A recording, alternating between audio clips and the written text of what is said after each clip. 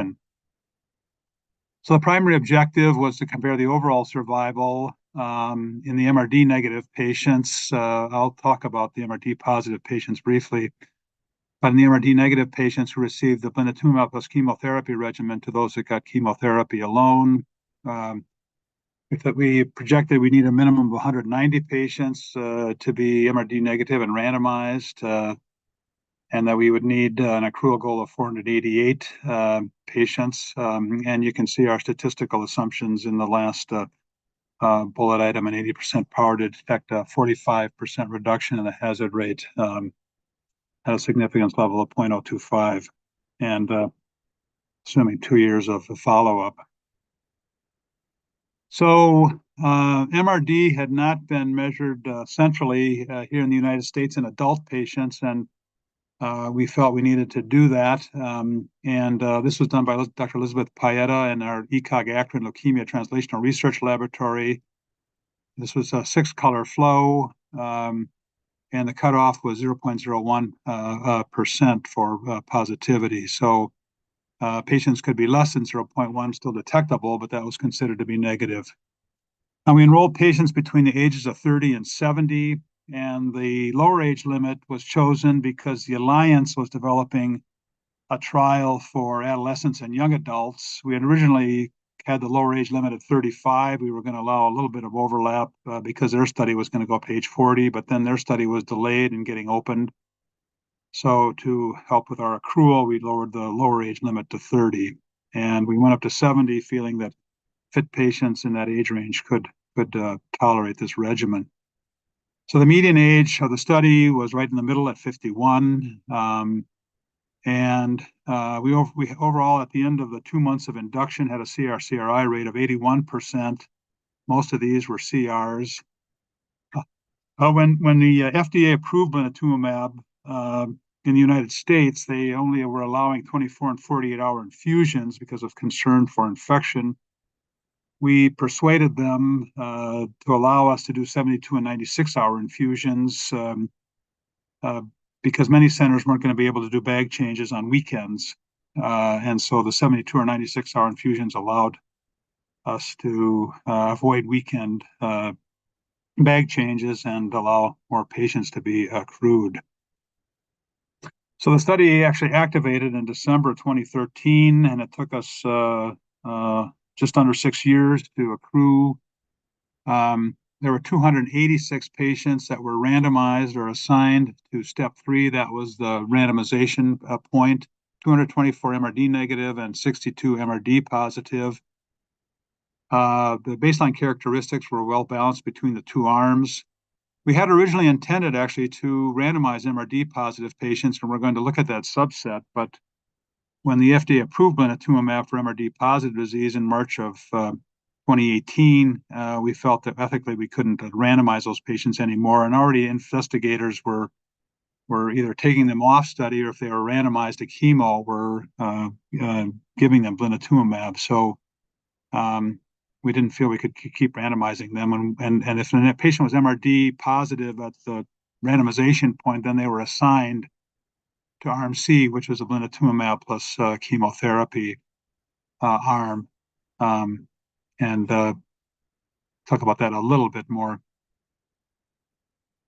So the CR/CRI rate, as I noted, was 81%. We had 4% induction mortality, and this is listed here: sepsis, intracranial hemorrhage, pulmonary mucormycosis, hepatic failure, myocardial infarction, stroke, and respiratory failure were some of the causes of death. Now, the 395 patients then that achieved remission, 109 did not reach the randomization step.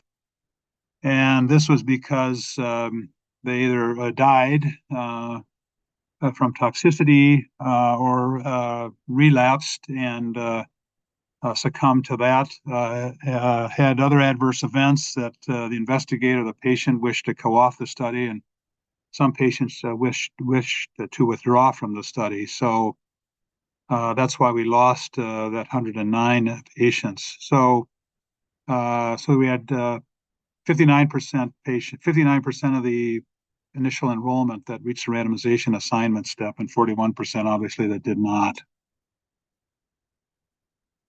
So this was the primary endpoint, overall survival. The black curve is blinatumomab plus chemotherapy, and the red curve is the chemotherapy arm. And you can see the hazard ratio, 0.42, and the p-value was significant at 0.003. Three-year overall survival of 85% for blinatumomab plus chemo versus 68% for chemotherapy. And among the 224 MRD negative patients, and there were 112 exactly on each arm, 22 in each arm, or about 20% went to allogeneic transplant. Those were on study transplants. And there were some patients that had gone off study and then subsequently got transplanted. So there's a few more than the 22 in each arm overall that got transplanted. 80% of the patients received 2 or more cycles of blinatumomab. So obviously not all of them did, but a large majority received at least 2 cycles. And you can see the death on the blinatumomab plus chemotherapy arm. So this is after the randomization.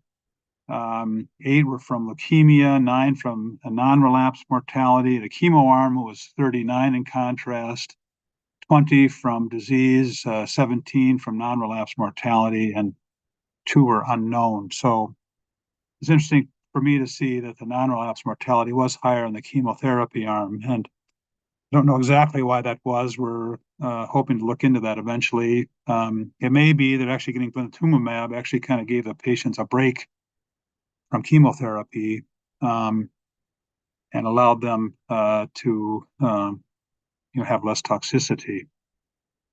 Another thing I will mention is we wanted patients, we decided anyway that we wanted patients to get equal amounts of therapy. And so we said that treatment would continue for 2.5 years from the start of the intensification treatment. And so the patients that got blinatumomab plus chemotherapy, if they weren't transplanted, actually got less therapy. So, and it was primarily less maintenance therapy. Because their treatment course took longer because they got the 4 cycles of blinatumomab.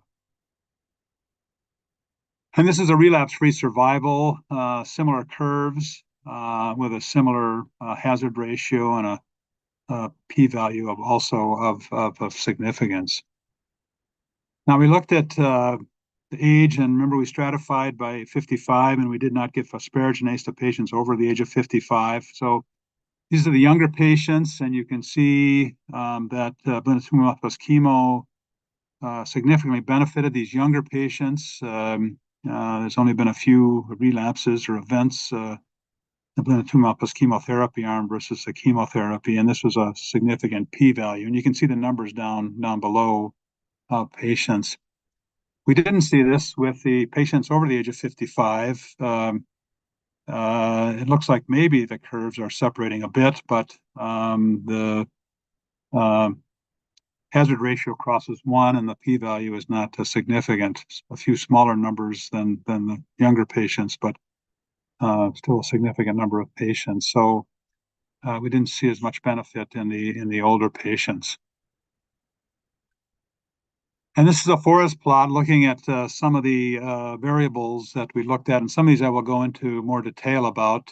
We just talked about the age. We were fortunate to be able to send samples from these patients to Dr. Charles Mulligan at St. Jude Hospital. You recall Dr. Mulligan is one of the investigators that identified the pH-like or BCR-ABL-like genotype. And you can see the findings there. There seemed to be more benefit for the non-BCR-ABL-like patients. And we actually, of the 488 patients that we enrolled at diagnosis, 100 of them were BCR-ABL-like, but only a third of them, about 33, made it to the randomization. So you can see we lost a fair number of those patients. Now, we also did a combined molecular risk analysis, and I will go into more detail about that in a few minutes. So I won't talk about that a lot right now, but this combined cytogenetics and the molecular risk profile that Dr. Mulligan did in addition to assessing the BCR-ABL-like. And then for the transplant, now this was intention to transplant, so not all these patients got transplanted, although the majority did. And you can see that even the patients that were not transplanted benefited from blinatumomab. And then you can see the CD20 status and then the planned rituximab. Not a lot of patients got rituximab. You can see the numbers there. So I think that's a difficult analysis to look into. The patients that were transplanted, those survival curves were quite similar. So there wasn't an advantage for the patients that did get transplanted, whether they got blinatumomab or not. You can see on the left side the hazard ratio and the confidence interval crossing 1.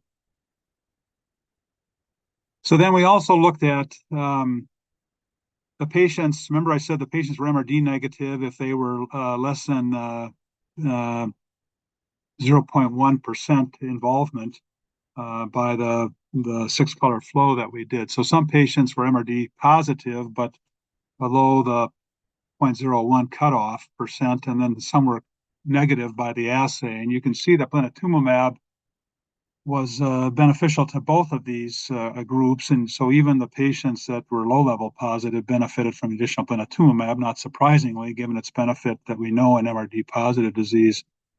As you can see, the patients that had some low-level detection of MRD on the chemotherapy arm did not do as well as the patients that had no MRD detected and got chemotherapy. And you can see the numbers below. They were relatively small numbers. Most of the patients were MRD negative or 0%. And then this is the analysis that Dr.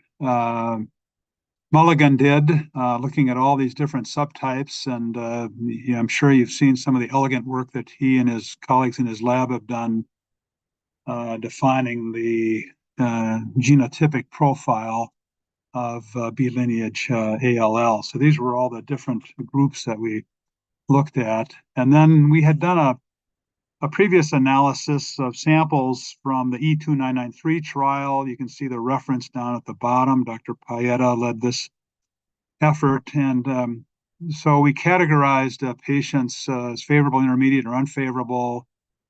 The favorable group is a DUX4 rearranged, the high hyperdiploid, TCF3 PBX1, that's a 119 translocation, and then a mutation in PAX5.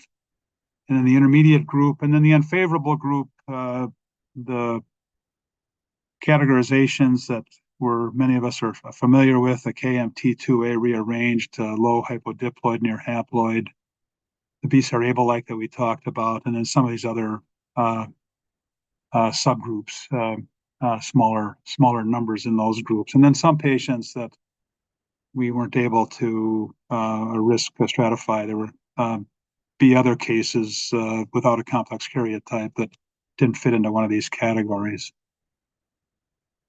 So this was the outcome with a favorable risk of patients. You can see how well they do with blinatumomab plus chemotherapy. Again, the numbers are relatively small, as you can see at the bottom, but blinatumomab certainly benefits these patients compared to chemotherapy, because this was our control group, or the standard we compared the others to, and the statistician didn't give me a p-value. Hazard ratio is 0. This is the intermediate group, and it was a bit surprising, and I don't have a ready explanation for this. The blinatumomab plus chemo, the curve is a little higher than the chemotherapy, but it's not significantly different. The p-values, as you see, and the confidence interval again crosses 1. And then of interest, in the unfavorable group, we did see a benefit for blinatumomab plus chemotherapy. So this is quite encouraging to us, and reasonable numbers of these patients. So blin plus chemo is definitely favoring these group, and it's certainly made me need to rethink, who we should be transplanting. In the more modern era, up to the findings of this data, I felt that patients that are MRD positive or have poor risk genetic markers should be transplanted, but an MRD negative, I'll say poor risk patient, maybe does not need to be transplanted if they achieve MRD negativity and get blinatumomab. And then this is the forest plot for relapse-free survival. And I won't go into great detail here. This is similar to what we saw with the forest plot for overall survival. But I wanted to show this for completeness sake.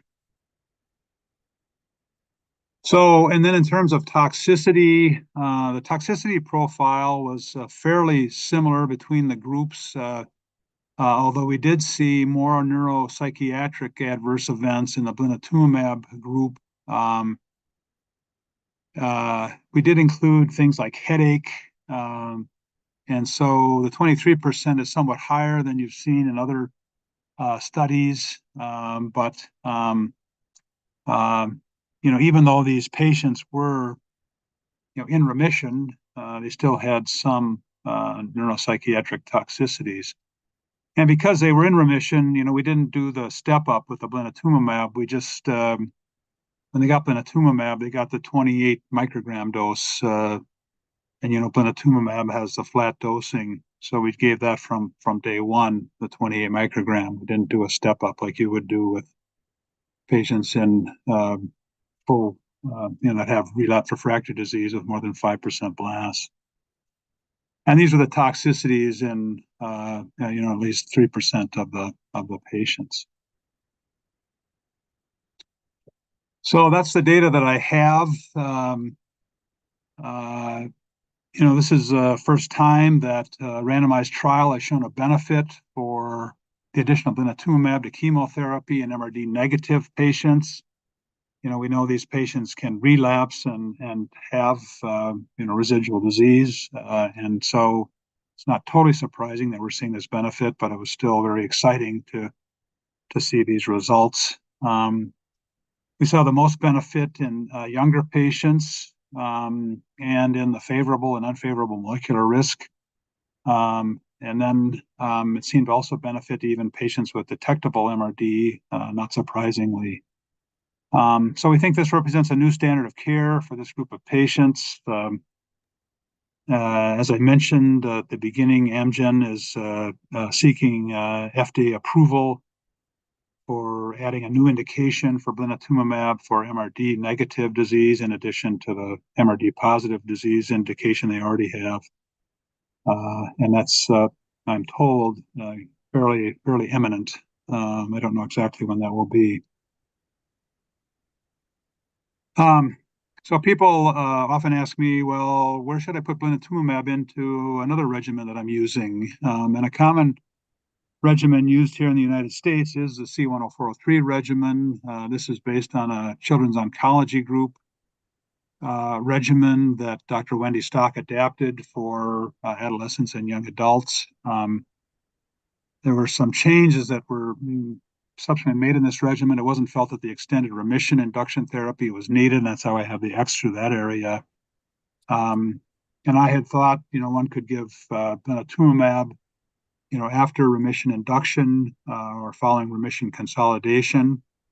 I mentioned at the beginning that the Alliance Cooperative Group,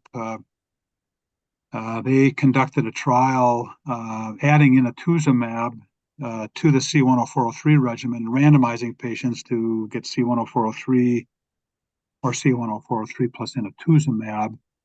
And with the findings from this study, they've added 2 cycles of blinatumomab, and they did that after the interim maintenance.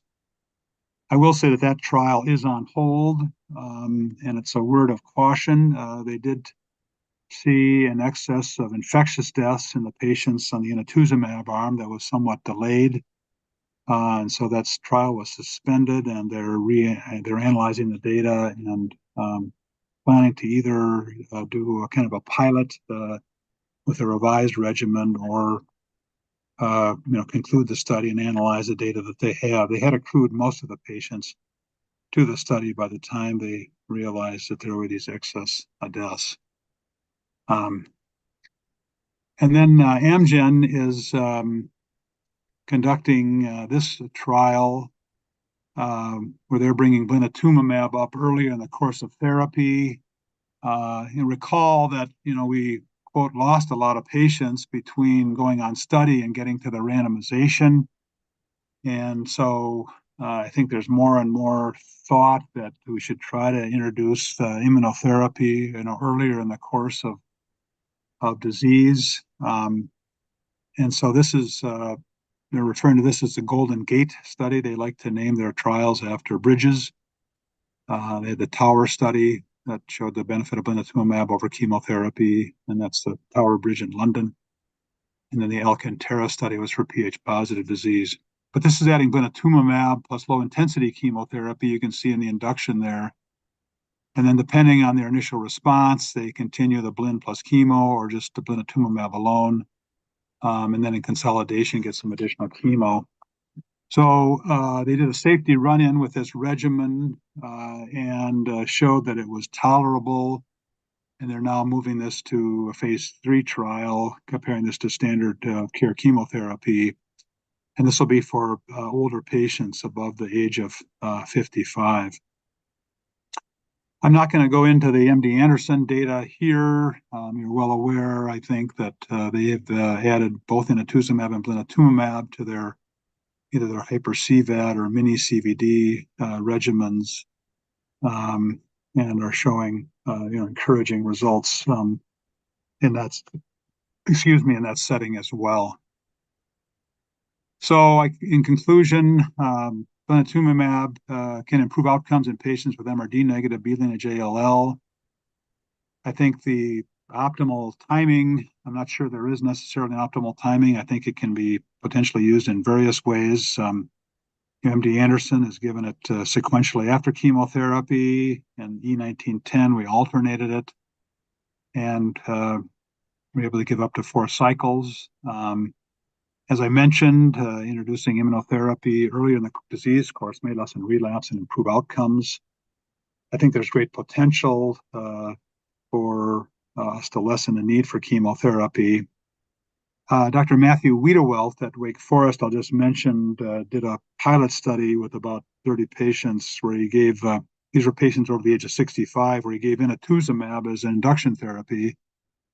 And then depending on their response, then added blinatumomab as a sort of a consolidation without any systemic chemotherapy. Obviously, there was intrathecal therapy that was given, and has been shown some encouraging results. And the Germans also presented data, phase 2 data, giving inotuzumab for 3 cycles initially in older individuals, and then consolidating with chemotherapy, and also showed encouraging results in that setting. So different approaches that are being utilized to bring immunotherapy up earlier in the course of disease. So I want to thank my colleagues in the various cooperative groups in the United States and also in Great Britain, longstanding collaboration with Drs. Fielding and Goldstone, and other colleagues here in the United States. So with that, I'll conclude, and thank you for giving me this opportunity to present this data. Thank you very much, Dr. Litz. So there was actually a very nice review of a very, I think, pivotal trial in the treatment of Philadelphia negative, MRD negative ALL. I think you finished 10 minutes earlier, so that's actually great. So we appreciate that. We'll Always get, better to be early than late. I cannot agree more, my friend. So we'll get Dr. Salim Haddad to start the second talk, which is a challenging case from the clinic. So everybody probably knows Dr. Salim. He's actually one of our colleagues from Jeddah. He is a transplanter, a hematologist, works at Princess Noura Oncology Center at King Abdulaziz Medical City. So Dr. Salim, once we wrap it up, we can all start taking questions after that. The floor is yours. Thank you, Dr. Ghazi. Let me share my slides.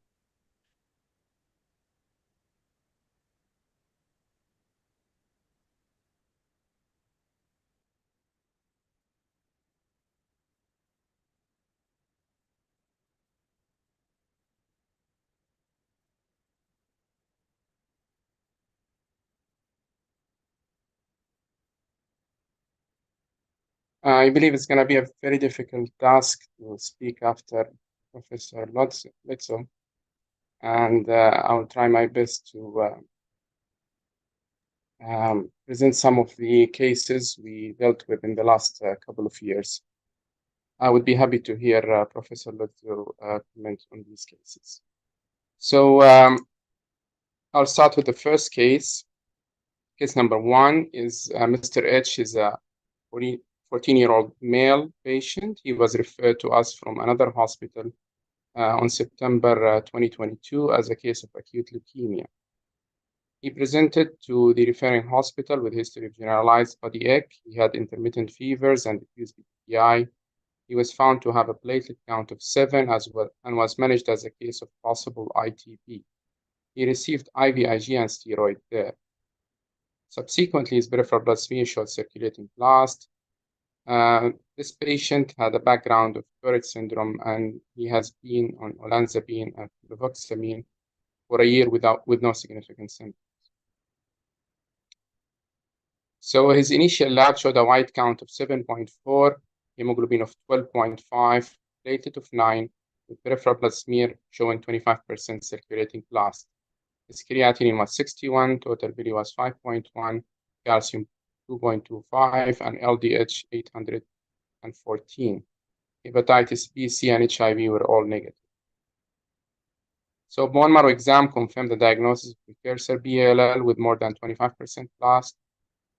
The flow of the bone marrow aspirate showed 27% blast, expressing CD10, 19, 34, and HLA-DR, negative for CD7, 33, and 117.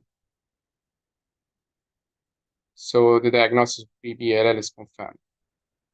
Bone marrow cytogenetics were normal, and his bone marrow FISH studies showed 9B deletion and IGH rearrangement with unidentified chromosome. His CNS status was negative. So he was started on our induction with the chemotherapy with IRBFM protocol on 24th of September 2020. So this is the protocol we use. We use a preface of steroid. Then we give a 4-drug induction with dexamethasone 3 milligram per meter square BOPID for 28 days. Slightly different from the ECOG E1910, in which they give it for 1 week on, 1 week off with a higher dose. We give VCR 1.5 milligram weekly for 4 doses, daunorubicin 25 milligram weekly for 4 doses, and pegylated asparaginase at day 5. We give 3 ITs during induction, and we assess bone marrow at day 29. So this is our protocol. We give, as I mentioned, a preface of steroid. Then if Philadelphia positive, they don't receive this protocol. If they're pH negative, they continue the protocol with induction for 4 weeks. We give afterwards a consolidation for 8 weeks, followed by interim maintenance 1 with high-dose methotrexate, followed by delayed intensification, which is basically reinduction, reconsolidation, followed by a second interim maintenance with Cabezo methotrexate, and this is followed by maintenance for 30 months. We give dexamethasone induction and delayed intensification, and prednisolone in maintenance as our steroid. We give 10 infusion of rituximab in pre-BALL patients, and this change we started in July 2016. We give blinatumomab in MRD positive patient after consolidation, and we started this in October 2018. And we give antimicrobial prophylaxis and GCSF during neutropenia. So our patient got his induction, and his induction process was complicated with platelet refractoriness, pulmonary embolism, which was diagnosed day 15 of induction, which was asparaginase induced, for which he was started on anticoagulation with low molecular weight heparin, and a retrievable IVC filter was inserted and subsequently removed post-induction. He had also febrile neutropenia with Staph aureus bacteremia, for which he received 14 days of IV antibiotics. And he had also hepatic toxicity with a grade 3 transaminitis. So his end of induction bone marrow showed a CR with positive MRD, 0.6% by flow cytometry. So what we do with the day 29 bone marrow, so we divide the patient into M1, M2, M3. M3, those patient with more than 25% plus by morphology, they are off protocol. If they are M2, which is 5 to 25% plus, they start on consolidation immediately as inpatient. And if they're M1, which is CR with marrow plus less than 5%, them MRD positive, we start consolidation at day 36, regardless of count recovery. If they're MRD negative, we wait until the counts recover. So subsequently, our patient was started in consolidation phase in phase of November 2020. And this is our consolidation, similar to the used in the ECOG E1910 with cyclophosphamide 1 gram at day 1 and day 29, RSC day 1 to 4 and day 8 to 11. We also give 6 MB, one dose of asparaginase, and 2 doses of PCR. And the consolidation has 8 weeks, and it's repeated. The same one is repeated in the week 10. And we give rituximab infusion in pre-BLL patients. So our patient received his consolidation, and his bone marrow post-consolidation showed again CR with MRD positivity. The blast now is 0.8%. So what to do next? So the COG have studied actually the prognostic significance of MRD and patient treated in the 0232, which included pre-BLL patients. And in this trial, it was clear that the higher the MRD, the worse the outcome. If you look here at the curve, the event-free survival by day 29 MRD goes down from an MRD level of 0.01 to 0.1 to 1 to more than 10%. And a patient with day 29, more than 10% MRD, they had an event-free survival of almost little excess of 20%. Our patient is in the between the third curve here, and patients between 0.1 and 1%. And if you look at those patients, they initially had an improved outcome, and then the outcomes goes down with time. And this crossing of the curve, because those patients initially got intensification of therapy, and later on, once the 3 years the chemotherapy stopped, the maintenance is stopped, their curves goes down.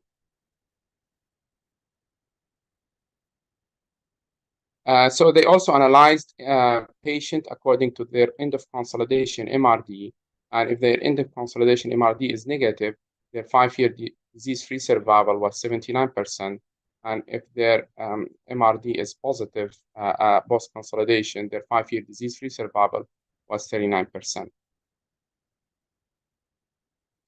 So in our center, what we do, we give blinatumomab in MRD positive patient post-consolidation. So this patient received cycle 1 blinatumomab, and post cycle 1 he achieved MRD negativity. He subsequently received a second cycle of blinatumomab, and his donor search did not reveal a fully matched donor. And after discussion with the family, we opted to continue in the protocol and not to transplant him in CR1. Any comment, Professor Litsu?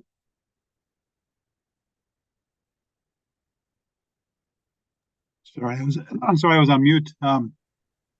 So what was the subsequent therapy then that he received? Did he get more blinatumomab, or did he go back to more of a maintenance, or? No, so we give only 2 cycles of blinatumomab. We continue doing chemotherapy. Continued chemotherapy? Yes. Okay.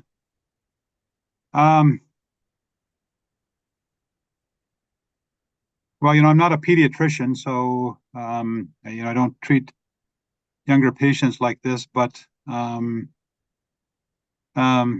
general, a patient like this in our practice, I think we would try to take the transplant. And now, as you know, we have many more options than just either matched siblings or matched unrelated donors.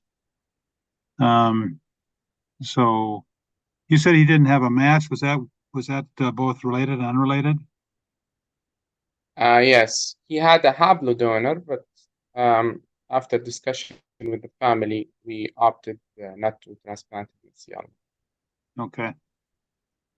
I think we would have been inclined to transplant this patient and use a haploidentical donor. So I think that would have been our consideration. I mean, the other option would be to give additional cycles of blinatumomab.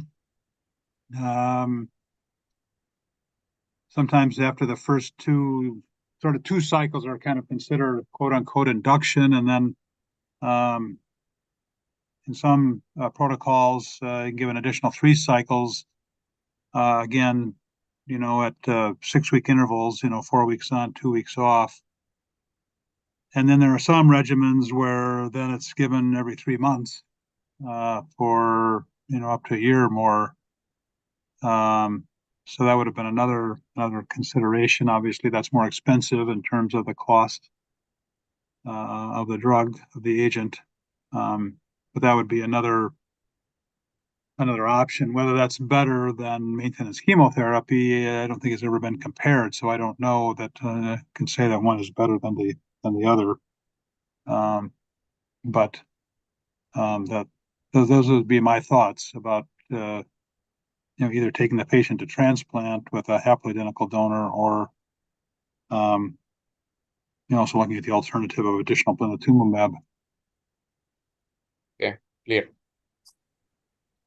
If you allow me, Salim. So, Dr. Litso, so how much is too much? Because some groups are actually looking at 5 versus 7 total of blina, throughout the treatment course. 5 cycles versus 7 cycles? Yeah, the India Anderson group actually are running a phase 2 now that where they incorporate, up to 7 cycles of blina in those who are actually MRD negative. So, I mean, the question now is when do you say, well, two is considered an induction, maybe another 2 is a consolidation, but when do you stop? Well, I don't think we know. So I don't think I have a good answer to that, and I can't say that one is better than the other. I mean, I think it'll be interesting to see if they try to compare their data, what they find. But so I think there's not really an answer right now to that question. I mean, I've been asked, and we actually tried to look at this in the E1910 trial. People ask me, do you need all 4 cycles? And we tried to look at that, but that analysis is problematic. And we tried to do a time-dependent analysis where we waited till 9 months when everybody had, say, finished all 4 cycles if they were going to get those. But I mean, some of the transplant patients, they only got 2 cycles and they went off the transplant. So we think that analysis is I'm going to say flawed, and so I can't say based on the E1910 trial that 2 is as good as 4. Now that's at a lower number than you're talking about, but I think we just don't know right now exactly what the optimal number of cycles is, and that that could be a difficult. I'm not sure that study will, a randomized study will ever be done, to address that question. So it may have to depend more on retrospective data. Right. I think Professor Lizzo, in the last ASH, there was a poster presentation from the E1910 showing that patients who benefited from blina are those who got 4 cycles. In patients who got 2, it seems that the outcomes were not as good. I think this was in the ASH in San Diego last year. Yes. Yeah, no, you're correct about that. But again, the more we've looked at that, the more we've been concerned about, the how good that data is. But certainly right now, I'm telling people that I certainly can't recommend that they only do 2 cycles. I think that based on the study, that I would recommend that patients get 4 based on the E1910 trial if they can get them in. And the other thing that's come up is some people are seeing responses after 2 weeks of therapy. And so that's also been a question is, do you need to give all 4 weeks of the continuous infusion, or can you give a shorter duration? And again, I can't answer that from E1910, but it's a valid question as well. And you may have seen that there was a pilot study done that Dr. Jabbour published recently, American Journal of Hematology, with subcutaneous blinatumomab, showing excellent results in patients that are relapse refractory. So there are further trials that need to be done, further studies with subcublin, and I don't think that's going to get, say, FDA approved anytime in the near future, but that will certainly help us if we don't have to do the continuous infusion. Okay. So we all know about the BLAST trial. Blinatumomab has been used as an agent for MRD clearance. And this trial had a primary endpoint of a complete MRD response after 1 cycle. And actually, 78% of the available patients achieved a complete MRD response in the BLAST trial. So the median age was 45 in the BLAST trial, and they included 65% of patients were in first remission. And if you look at the responses were comparable in patient at different level of MRD in patients at different age groups. And it seems from that trial that the incidence of adverse event, CNS and CRS, are less in patients who are receiving blinatumomab in remission. So the BLAST trial was updated many times in the last couple of years. The median overall survival of the last update was 36.5 months with a possible plateau in the curve. And it seems that patients who received blinatumomab in CR1 had a better median overall survival, 41.2 months. They did an analysis of transplant versus no transplant in patients who achieved response to blinatumomab. And in the BLAST trial, it was they were unable to show that additional transplant would benefit those patients. Why? Because although patient died in relapse, in patient who did not get transplant, patient in the transplant arm died because of non-relapse mortality. So at the end, the outcomes were similar.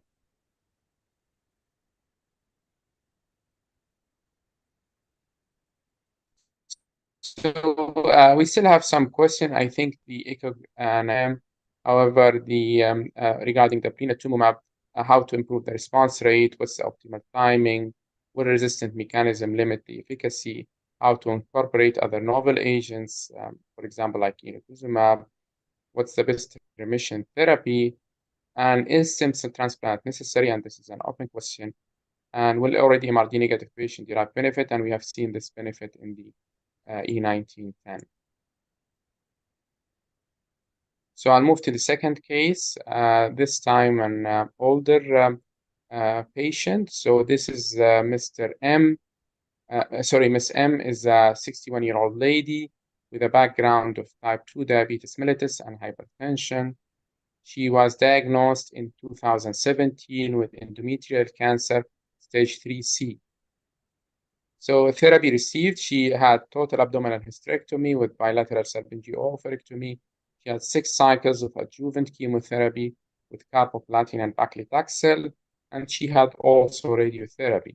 Therapy was completed in 2018. So in early 2021, she presented with bony pain for 1 month with associated fever, night sweat, weight loss, and ecchymosis. On examination, she was conscious, vitally stable, no lymphadenopathy. And this is her initial labs. White count is 2.5 with a neutrophil of 0.5, hemoglobin 8.9, platelet is 14. Peripheral blood smear showed few blast cells. Her coagulation profile was normal. Her viral serology were negative, and her echo showed a normal ejection fraction. So bone marrow exam showed 50% blast by aspirate morphology, and the flow cytometry of the bone marrow sample showed 30% blast, expressing CD9, 10, 19, 20, 22, 34, 38, 58, cytoplasmic 79A, and HLA-DR with TDT, and aberrant expression of CD33. The conclusion that we are dealing again with a patient with precursor B, acute lymphoblastic leukemia, co-expressing CD33. So here karyotype showed 46XX and CNS was negative. So what therapy would you get? So now we are dealing with a patient with therapy-related ALL. So therapy-related ALL is a distinct entity of ALL with adverse genetic and features and clinical outcomes. And in this paper, they define therapy-related ALL that ALL occur after exposure to genotoxic therapy like chemotherapy and or radiation. And patient with previous malignancy ALL, in patient who had ALL preceded by another malignancy without exposure to genotoxic chemotherapy. So patient with therapy-related ALL, they had 116 patients in that trial. Median age of diagnosis was 61, exactly like the age of our patient. They had 62% had solid malignancy and 37% had prior hematological malignancy. And if you look at the cytogenetics here, the incidence of Ph positive and MLL rearranged was in almost 1/3 of patients. The first line included BFM-based in 41% of patients and hyper-CVAD in 30% of patients. And the CR after induction was 82. With half of the patients were MRD positive at the end at response. So in that trial, patient with therapy-related ALL had inferior survival probability, and the outcomes were improved with patient who got an allogeneic bone marrow transplant in CR1. So we treated this patient with the MD Anderson protocol, which is inotuzumab mini-hyper CVD, and this protocol was published in Lancet, as you can see, in 2018, the initial publication, and they have done some amendment over the years. So in the initial publication, the median age was 68 in those patients, including the trial. And they had an overall survival at 2 years of 66%. And they have updated the protocol multiple times, and they presented multiple times in ASH. They have added blinatumomab subsequently to the patient who were enrolled later on the study. So this is the updated protocol, 4 cycles of dose-reduced chemotherapy with mini-hyper CVD with inotuzumab. So the inotuzumab is fractionated in cycle 1 to 4. In cycle 1, you give 0.6 milligram on day 1, and then 0.3 milligram on day 8. And in cycle 2 to 4, 0.6 milligram on day 1 and day 8. After the 4 cycles of mini-hyper CVD eno, the updated protocol contains 4 cycles of consolidation with blinatumomab. This is followed by maintenance of 16 months with 3 months of bomb maintenance and intervening blinatumomab cycle. So the update shows an overall survival of 50% at 4 years, and it seems that patient with diploid and high hyperdiploidy, so with good risk cytogenetics, did better on this protocol with 4-year survival of 57%, and patient with complex karyotype, hypodiploidy, and near tetraploid did inferior with the 4-year overall survival of 22%. So they did actually in this protocol, they did a propensity score analysis, and they compared the outcome of the mini hyper CVD with or without plina versus the standard hyper CVAD, and they were able to show that the mini hyper CVD with ENO plus minus plina improved the outcomes as compared to the historical hyper CVAD. So back to our patient, she received mini hyper CVD ENO and achieved MRD negative CR after cycle 1 of therapy. She completed 4 cycles of mini hyper CVD ENO, and we gave her actually only 2 cycles of plina followed by 2 cycles of mini hyper CVD. And she got maintenance for 2 years, and she's currently in remission more than 3 years. Any comment, Professor Mitzo? Was transplant consideration at all, or? So no, we did not consider transplant based on her MRD response. Yeah. Well, this is very encouraging. She's certainly done well, and I think what you did was very reasonable, and I would agree with the approach. So I guess I don't have too How do you much treat therapy-related ALL? Say again, how do I see it? How do you treat therapy-related ALL? Well, we would follow this regimen as well. The one case that I'm remembering of my personal experience as a lady, this was several years ago. We actually I gave her hyper CVAD. She was a little younger. She'd had multiple myeloma and then got therapy-related ALL. She had a tough time with the hyper CVAD, got through it, and we ended up transplanting her. She's had a number of complications along the way, but she's alive and in remission.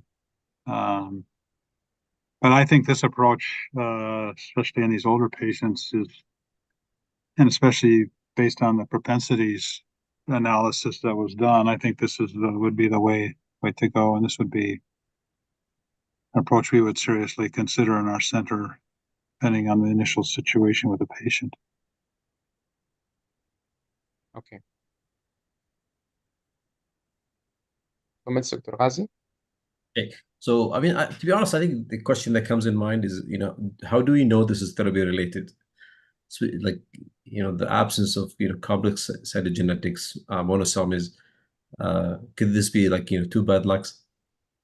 Because I think, if you call this therapy related, then, probably everybody will think about transplant. And I was trained by Dr. Litzo, so probably same thinking.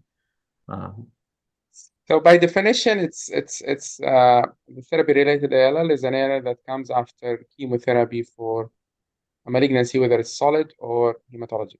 This is by definition. Right. So some of them in some of the reports had normal karyotype, like our patient. Okay. Because I can tell you right now, I have a 14 years old who 2 years ago she had an osteosarcoma and treated from that with like an aggressive, ifosfamide, methotrexate, kind of regimen. Now she's coming with exactly the same thing, but she's only 14. So should I consider transplant here, or should we just go, the usual ALL regimen? That's very tough. But that's actually an interesting, and I appreciate you finishing on time, Salim. I think there was, we started great. I think Dr. Litzo started a good habit. So we'll open the floor for questions. I have 2 more cases, by the way. You want me to continue? Okay, do you want to go through the third one? I don't think we'll have time for the fourth one, but go for Can I the just third. ask, So are you doing NGS testing in these patients to look for, TP53 and other molecular abnormalities? yeah, it's a consideration, but actually it was not done in this patient. Okay.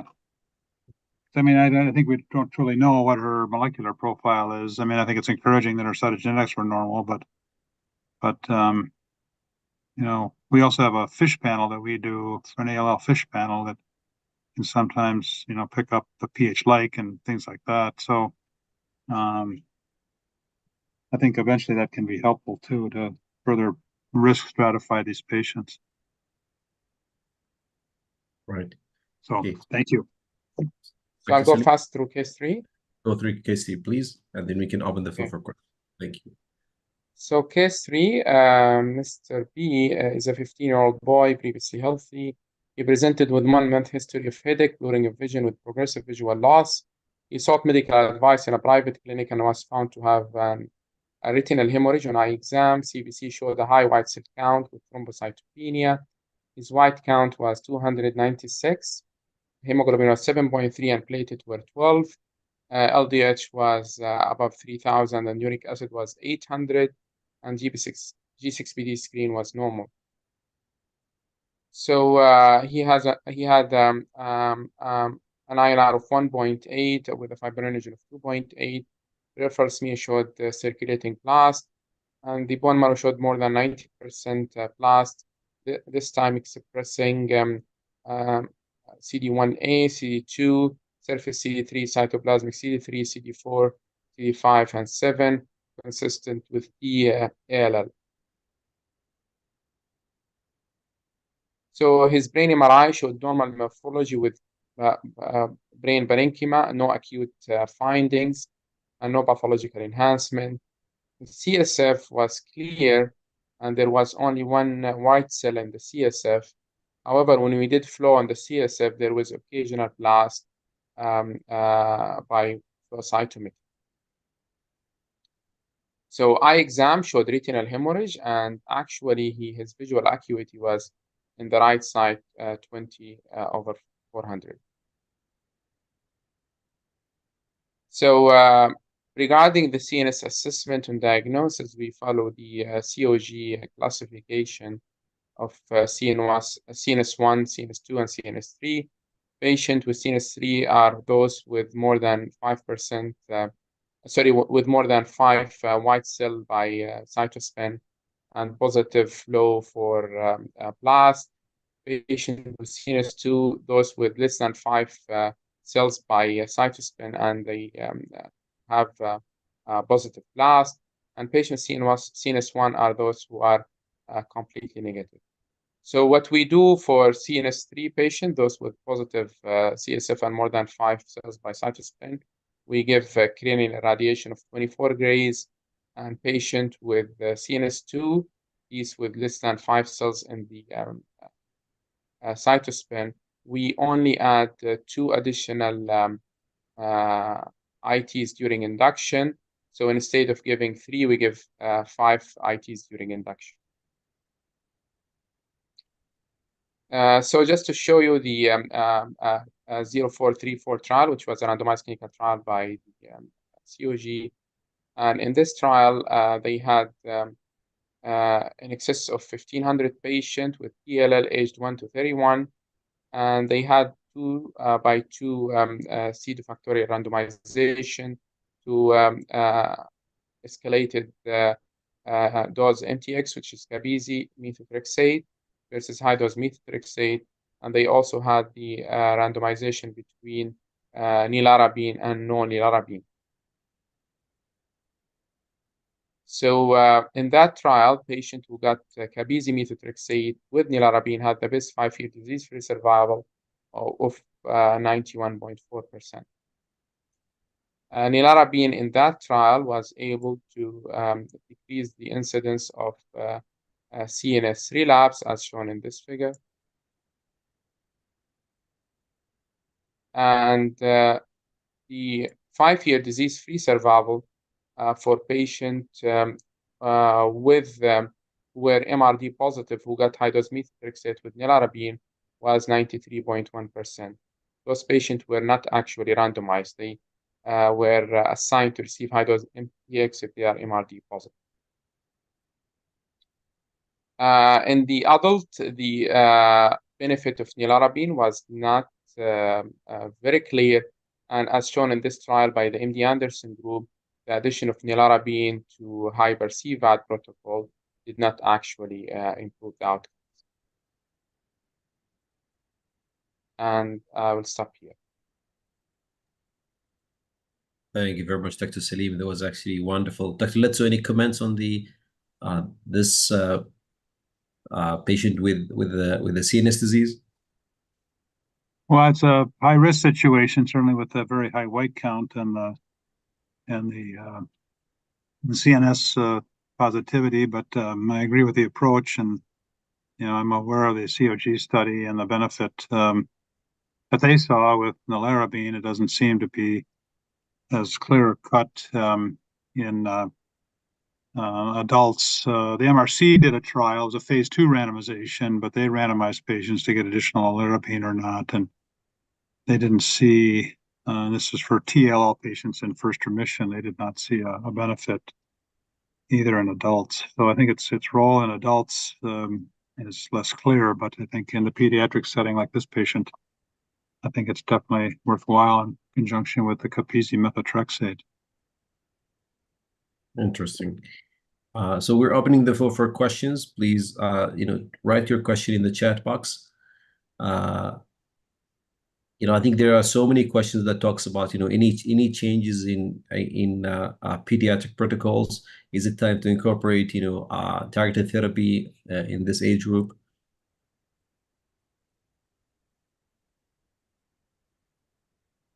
What do you think, Dr. Letso? Well, there's definitely studies in Europe and in North America using blinatumomab in the pediatric setting. There's some experience with inotuzumab as well, but I think there's definitely a role for blinatumomab in the pediatric setting, and there's no reason to think it wouldn't be as effective in that setting as in adults. Right. And if you see the duration of blina cycles is 28 days, but how strict are you in keeping the 14 days in between? Is it really important? Have we done any T cell health, testing, to see if we should have a fully healthy T cells before we start cycle 2? Yeah, T cell recovery, and I'm not aware of studies like that. I can't swear that they haven't been done, but I'm not aware of that. So, I mean, in general, I've tried to stick with the 2-week break. Right. But what the optimal interval is, I don't think we know for sure. Right. I mean, the reason I ask this is because I've got a patient who, right after, like literally 5 days after finishing, cycle 1, he comes in and is like, okay, I'm ready to start cycle 2. and he's actually doing really well, So I wonder if do we really have to stick to the 14 days, maybe blina will not be very effective if you started, too soon. Right. Yeah, and I don't know the answer to that. I mean, I guess I would stick with the 14, but. Okay. And one of the questions that usually came is, do we know what is the percentage of people who were able to finish all 4 cycles of blina? Because there's, Yes. 80% received more than 2, but what's the percentage of those who received 4 consolidation versus plus the 4 blina? I think this data was roughly. Well, it was. I think it was a little. It was I want to say 50%, but we have that data, but I apologize. I don't have it right on the tip of my tongue. I'm not remembering right now, but it was a substantial number. They were able to get all 4. I mean, it was, if not 50%, it was close to that. Right. Okay. So in light of I have a question. Please, Salim, go ahead. Sorry, So, back to the 2 versus 4 cycles. Do you think that 2 2 cycles is really inferior to 4, or do you think that studies may show in the future that they could be giving 2 cycles could be also be beneficial? You kind of broke up on me a bit. I didn't. Are you asking if 2 cycles is? Do I think 2 cycles is sufficient? Yes. Yeah. You know, I really can't answer that definitively. And I'm hesitant to say, yeah, 2 cycles is fine, and that's okay. I'm hesitant to leave that message because I just don't think we have enough data to say. Um, you obviously showed from the BLAST trial, that even the 2, I mean, most of the patients respond after 1 cycle in the MRD positive setting. So it does make you wonder, is fewer cycles enough? But I just don't think we have clear-cut data to say that 2 is fine and you don't need 4. Right. And in those with an initial CNS presentation, if they achieve MRD negativity by end of consolidation or in induction 2, uh, should we consider the same therapy approach to them, or should we still label them as a high-risk disease? Oh, I think you could consider them the same therapy approach. I think if they clear their CNS, I don't think you need to consider that they're by themselves, but that by that factor alone, high risk. No. Right. And I think, with the importance of, with the, advent of MRD testing now, so should we continue to do cytogenetics, I guess, at this point? Well, I still would. I think it's still, I mean, if you have someone that's, haploid and you're triploid, I mean, I think that's still an adverse risk. Then I think it's still worth knowing that. In terms of MRD, one thing I didn't mention is, we are planning, we save samples and we are planning to do NGS MRD testing on the samples from this study.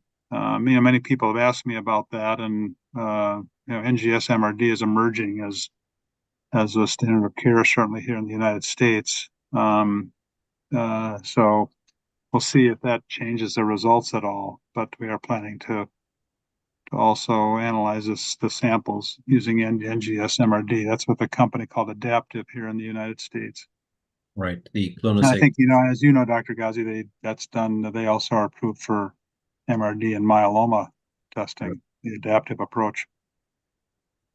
Correct. Yes. And then, but the one in the study was the multiple parametric, flow 10 to the 6. Sorry? So the E1910 used the a threshold of 10 to the power of 6. No, 10 to minus 4. 10 to the 4. Okay. Yeah. I mean, that would 0.01. 0.01. That would be 10 to the minus 4. Yeah. So, I mean, the adaptive, the NGS testing has the potential to go to 10 to the minus 6. I mean, my lab here at Mayo, they say with our flow assay with A and ALL, we can get down, with an adequate sample down to flows 10 to the minus 5. But right. The adaptive is the most sensitive. Right. Okay. One of the questions we received from the audience is, if somebody is MRD negative from the get-go, would you still offer them transplant if they're young and they've got a great match?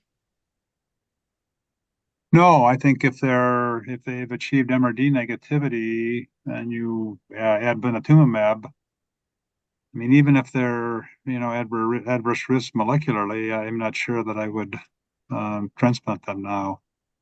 As I think I mentioned during that talk, I used to think that even if they were MRD negative, a patient had high risk molecular features that they should be transplanted. But I'm moving away from that, based on seeing our results. So. Okay. And any specific reason why consolidation 5 was a 42-day cycle? Like, why did we prolong it? Because, now, anything after induction is about 9 months before you go into maintenance. Yeah, well, that was, I mean, the challenge of the study was, we designed it many years ago. Right. So no, I don't know that I would necessarily do that now.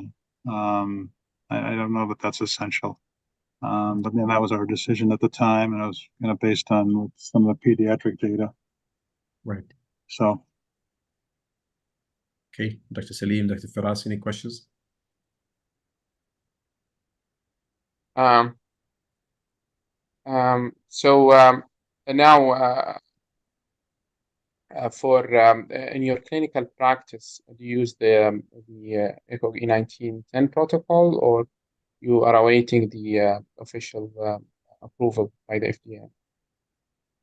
No, I mean, we're using this regimen. I mean, it's still individualized by, if we don't have a study, it's individualized by the investigators. I mean, in our center, we were using C10403 in younger patients, before E1910, and we saw the results, and using more hyper CVAD or mini CVD in older patients. But we're trending away and also incorporating the E1910 regimen as well. And I'm certainly hearing from a number of centers in the U.S. that, based on the E1910 results, they have been moving toward that. I'm not sure what the ideal regimen is. I don't know that, I don't think E1910 will ever be compared to hyper CVAD. There's a trial in the United States right now. It's a phase 2 randomized study, but it's mini CVD versus mini CVD plus those patients are being randomized. So not quite the same, but it'll be interesting to see those results. And I guess if you get all the money, you can consolidate with CAR T as well. Well, I mean, there's been discussions about bringing CAR T up into, earlier in the course. I mean, I think the MRD positive setting is a place where CAR T could be used, but boy, it's getting pricey. Absolutely. I think in the COG, they have an ongoing trial for very high-risk patients to use CAR T cell upfront. Yeah, I believe so.